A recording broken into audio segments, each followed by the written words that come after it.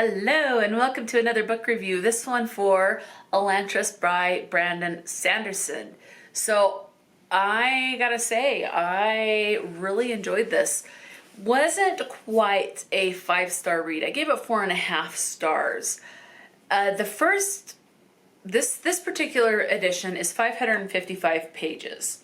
I thought it was very well written. There's a lot of political drama and some religious underlying drama and tension that's woven throughout the political stuff. So that was very interesting. And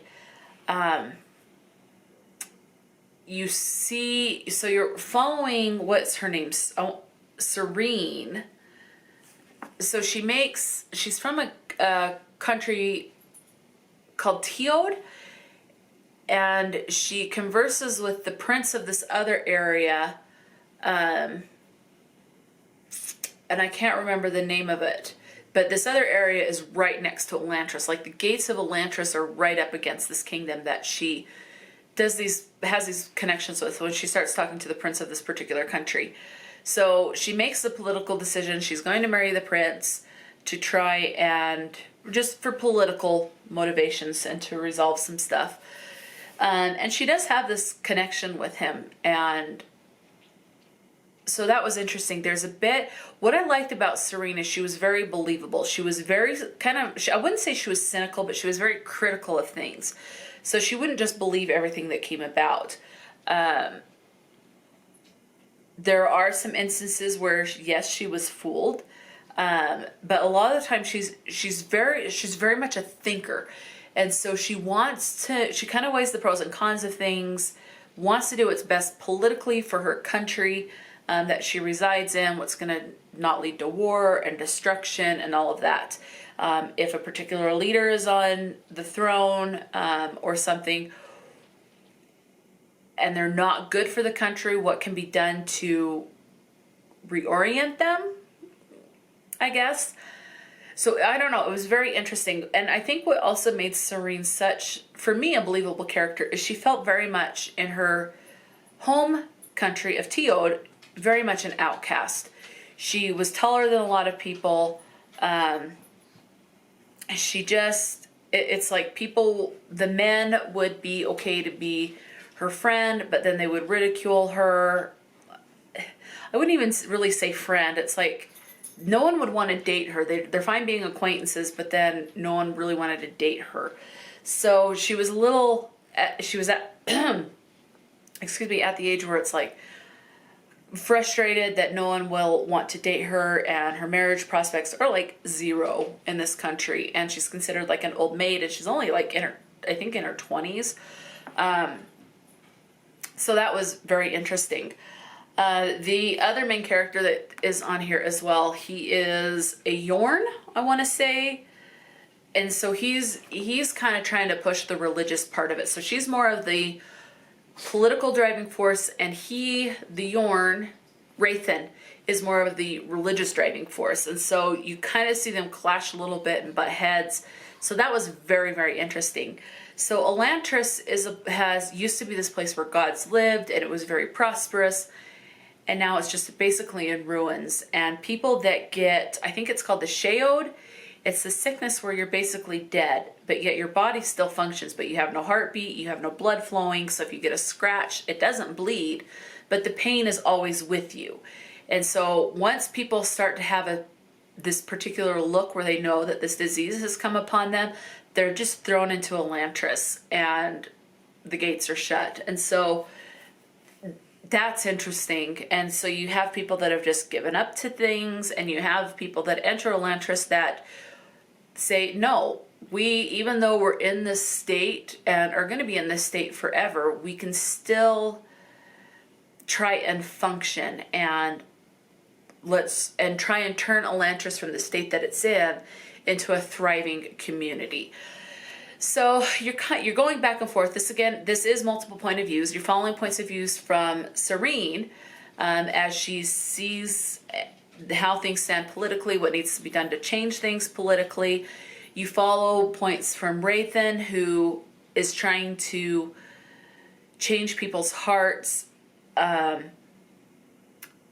and reintroduce religion or a certain religion, and saying that a particular group of people is damned and all of that. And so you're following both perspectives. You're also following perspective from the prince of the area that Serene was supposed to marry. You do find out in the first the first 5 pages, that the prince gets this disease and he is thrust into Elantris. And he is one of the ones that it's like, it doesn't have to be this way. Let's change it. Let's clean the city up.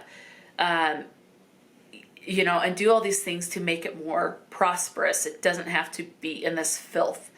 And so he tries to do this. So you're following all 3 perspectives. It does switch between them. Now, the first 350 to 400 pages, I gotta say, it was sitting at like a 4-star. I enjoyed the writing. I was intrigued enough to keep going and to keep coming back to it.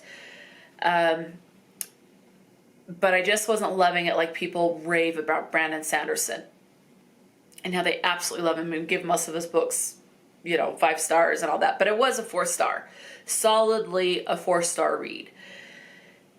And it was kind of slow because there is a lot of political and religious buildup. So it was very slow, fairly slow, which I don't mind, but it was slow. The last about 100 pages, when things really started to hit the fan and explode, that I couldn't put it down that last little bit. So the last 100 to 150 pages, I had to sit and finish it in one sitting. Very good. Loved how it wrapped up. I don't know, it was fascinating, and I got excited and was thrilled with how things were turning out. And so it went from a 4 to a 4.5. Now, if I had to say, if everything would have been, I don't know, I think it would have been too fast-paced if the whole book was like that. So I think 4.5 is a good, solid rating for this book, in my opinion. I think if there were more action scenes throughout this, it probably would have hit a 5-star. But since there weren't, it is a 4.5.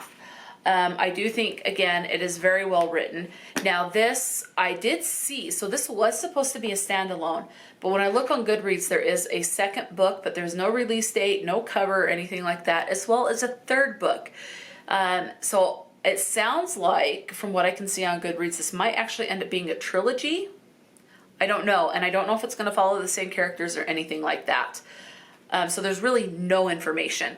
Now, there are 2 short stories that follow this, so I am going to try and get a hold of those short stories or those novellas, even if it's in an omnibus where it's a collection of short stories, because the one that I did find has 2 short stories that are set in the world of Elantris, and then other short stories that are set in the Mistborn area. So there's definitely 2 in the omnibus, so I'm tempted to get that on my Kindle. But yeah, so I don't know. I like this. I do recommend it. It is high fantasy.